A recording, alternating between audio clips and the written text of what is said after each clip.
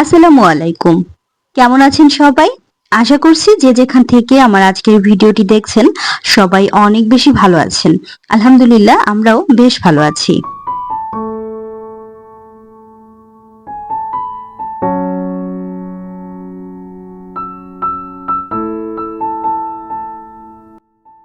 আরো একটা নতুন ভিডিওতে সবাইকে আমন্ত্রণ জানাচ্ছি। আজকে ভিডিওটি সকাল থেকে শুরু করে দিয়েছি।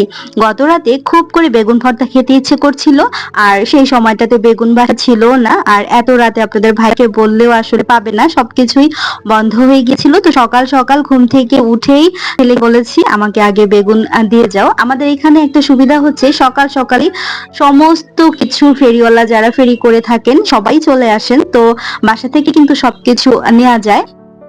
তো ছেলেকে দিয়ে বেগুন কিনেছি, বেগুন ভর্তা করে নিয়েছি। আর আমার কেন জানি সমস্ত ভর্তার চাইতে এই বেগুন ভর্তাটা সবচাইতে বেশি ভালো লাগে। তো রাতে একটু বেশি করে ভাতটা রান্না করেছিলাম, অর্ধেকটা রেখে দিয়েছি একটু পানি দিয়ে। পানি ভাত খাবো, সেই সাথে বেগুন ভর্তা হবে। আর ডিমও ভেজে নিয়েছি। তো আমি এখানে একটা ডিমই ভেজে নিয়েছি, আর সেই সাথে কিছুটা পরিমাণ শুকনো মরিচ ভেজে নিয়েছি। পানি ভাতের সাথে শুকনো মরিচ অথবা কাঁচা মরিচ এগুলো না থাকলে পানি ভাতটা খাওয়া মনে হয় জমেই ওঠে না। তো যাই হোক, আমি এখানে দেখতেই পাচ্ছেন একটা মাটির পাত্রের মধ্যে ভাতটাকে বেড়ে নিয়েছি। আর পানি ভাতটা আমার কাছে মনে হয় যে মাটির হাঁড়িতে বেড়ে নিলেই ভালো লাগে। দেখতে যেমন ভালো লাগে, খেতেও অমৃতের মতো মনে হয়।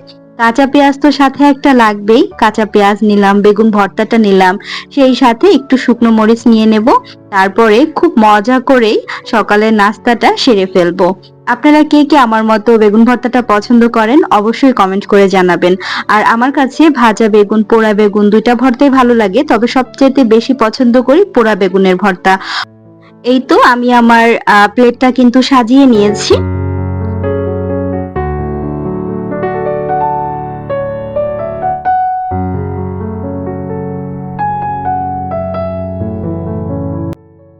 তো অফ ক্যামেরায় সকালে ব্রেকফাস্টও সেরে ফেলেছি, আর এখন একটু কাঁচা আমের আচার দেব। কাঁচা আমের আচার তো আমি অনেকভাবে দিয়েছি এবছর, অল্প অল্প করে অনেক রকমের আচারটাই দেয়া হয়েছে।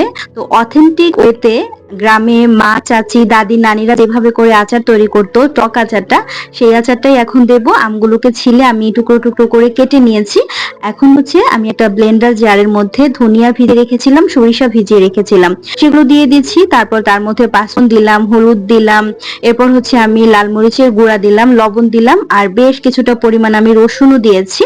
তো সবকিছু একসাথে দিয়ে আমি জাস্ট একটু ব্লেন্ড করে ফেলবো সামান্য একটু পানি দিয়ে।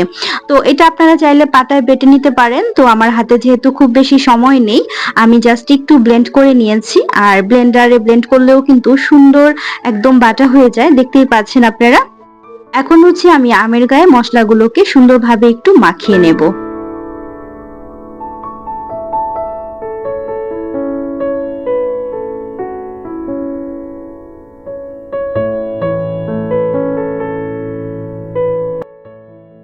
আমগুলোর সাথে ভালোভাবে মশলা মাখিয়ে নেওয়ার পর এখন রোদে দেওয়ার পালা। রোদে দেওয়ার জন্য আমি এখানে ছড়ানো টাইপের একটা পাত্র নিয়েছি। আপনারা যে কোনো ধরনের ছড়ানো ট্রে অথবা এরকম সেনি টাইপের যে কোনো পাত্রের মধ্যে আমগুলোকে শুকিয়ে নিতে পারেন। তো আমি একটা একটা করে আমগুলো সাজিয়ে দিচ্ছি।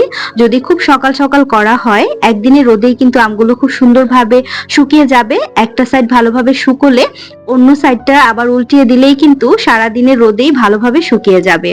তো আমগুলো আমি সুন্দরভাবে একটু সাজিয়ে দিচ্ছি।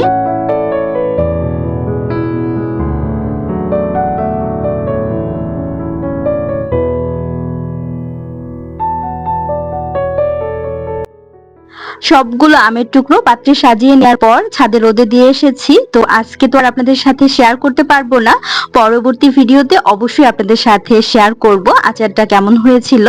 তো এখানে আপনাদের সাথে এখন চলুন আমি আমার কিছু শখের কেনাকাটা করেছি সেগুলো শেয়ার করছি। কি কি কেনাকাটা করেছি সবগুলো আপনাদের সাথে শেয়ার করব। উইশ লিস্ট থাকা অনেক দিনের ইচ্ছে পূরণ করেছি আজকে আমি। কিনবো কিনবো করেই আসলে কেনা হয়ে উঠছিল না। আর খুব দামি কিছু যে কিনেছি ব্যাপারটা কিন্তু তা না। তবে কোনো কিছু কেনাকাটা করার আগে আমার মাথায় সবসময় একটা জিনিস কাজ করে, সেটা হচ্ছে আমি কম দামের মধ্যে রিজনেবল প্রাইসের মধ্যে ইউনিক কিছু জিনিস কেনাকাটা করব।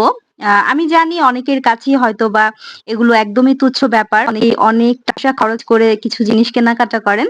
তবে আমার কাছে ব্যাপারটা মনে হয় কি জিনিস যদি ভালো হয় তাহলে কম দাম দিয়ে কিনলেও কিন্তু আপনি আপনার মনের মতো করে যেকোনো জায়গায় যেকোনো কিছু সাজিয়ে রাখতে পারবেন। তো যাই হোক আমি এখানে একটা সার্ভিং প্লেট কিনেছি। আর এই প্লেটগুলো তো আসলে অনেক পুরনো মডেলের।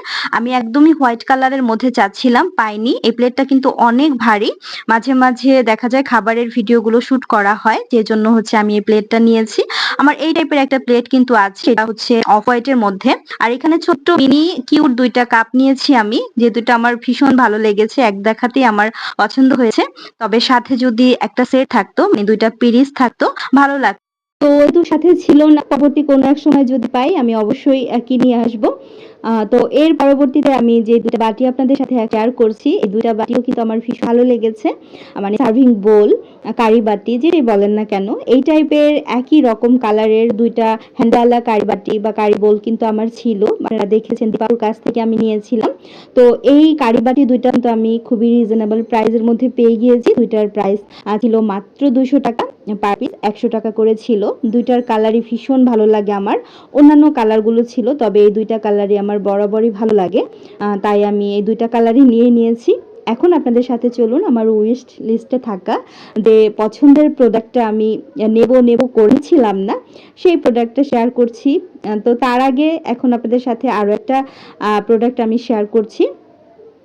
আরো একটা শখের জিনিস বলা যায়।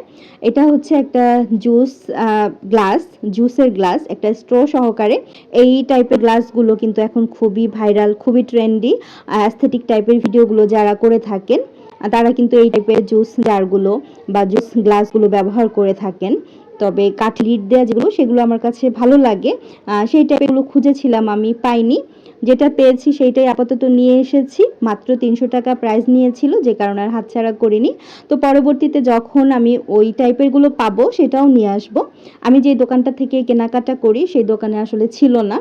এরপর চলুন আপনাদের সাথে আমি আমার পছন্দের জিনিসটা এখন একটু শেয়ার করছি। এটা আমি অনেক দিন ধরেই কিনবো করে মানে কোনোভাবেই না কেনা হয়ে উঠছিল না। একেকটা জিনিস দেখা যায় কেনা হয়ে যায়, তবে এটা আর কেনা হয়ে উঠছিল না। এটা হচ্ছে একটা ছোট্ট কিউট মিল্ক প্যান। তো এইটা আপনারা চুলায়ও ব্যবহার করতে পারবেন, ইন্ডাকশনে ব্যবহার করতে পারবেন, গ্যাসের চুলায় ব্যবহার করতে পারবেন, হিট প্রুফ। এটা আমার খুবই ভালো লেগেছে, খুবই ভালো লেগেছে। আমার খুব পছন্দ হয়েছে। আমি অনেক আপুদেরকে দেখেছি এটা নিয়ে খুব সুন্দর কিউট ভিডিও বানায়। তো যাই হোক আমি অবশেষে যখনই পেলাম তখন আর হাতছাড়া করিনি, নিয়ে নিয়েছি। এটার প্রাইস নিয়েছিল ৳৬৫০। তো আমি একটু বড় সাইজেরটাই আমি নিয়েছি। এর চাইতে ছোট সাইজের গুলোও কিন্তু আছে। তবে আমার কাছে মনে হয়েছে যে না, ২ থেকে ৩ জন বা ৪ জন একসাথে বসে চা খাওয়ার জন্য কিন্তু এইটাই পারফেক্ট। এটাতে করে হচ্ছে আমি চা বানালে সেটাও সার্ভ করতে পারবো। আবার পাশাপাশি যদি আমি কফি বানাই, মিল্কটা নেই, সেটা দিয়েও কিন্তু সুন্দরভাবে ৩-৪ জন একসাথে বসে খেলে সার্ভ করা যাবে, বানানো যাবে। তো যাই হোক এই ছিল টুকিটাকি আমার কেনাকাটা।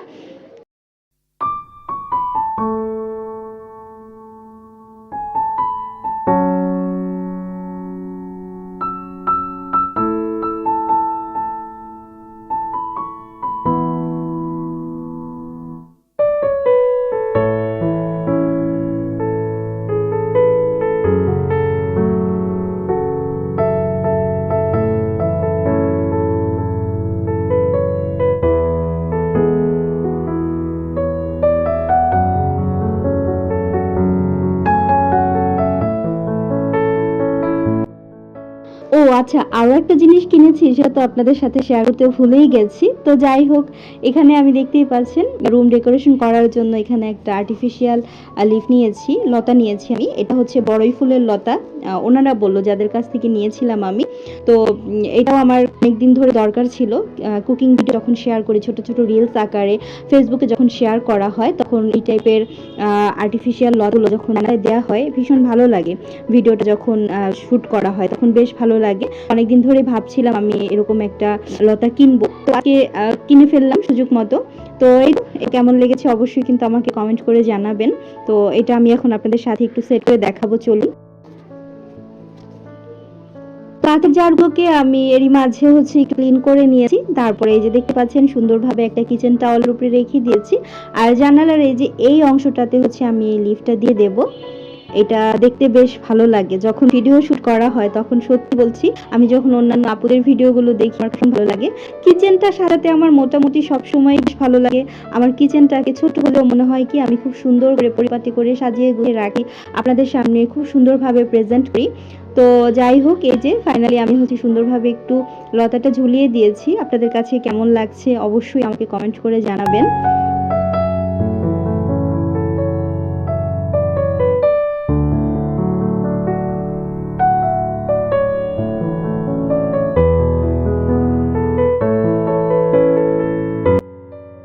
এত কিউট একটা জিনিস কিনলাম, আর সেটাতে করে চা কফি বানিয়ে খাবো না, সেটা তো হতেই পারে না।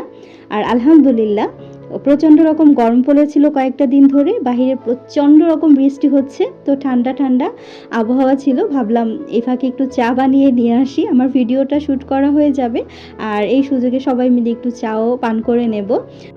আর চা পান করতে করতে আপনাদের কাছ থেকেও বিদায় নিয়ে নিচ্ছি। আজকের ভিডিওটি কেমন লেগেছে অবশ্যই কমেন্ট করে জানাবেন। ভালো লাগলে লাইক কমেন্ট শেয়ার করে আমার পাশে থাকবেন।